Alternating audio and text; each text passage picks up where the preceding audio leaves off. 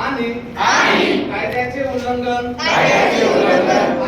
आहे, ज्यामुळे मुलींचे शिक्षण, संरक्षण, आरोग्य आणि विकास त्यांचे मी बालविवाह विरुद्ध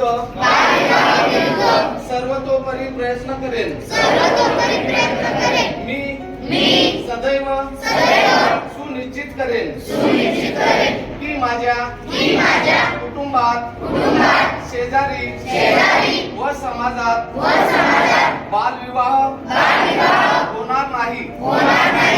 बालविवाहाच्या कोणत्याही प्रयत्नांची तक्रार मी पंचायत आणि सरकारी अधिकारी यांना देईन.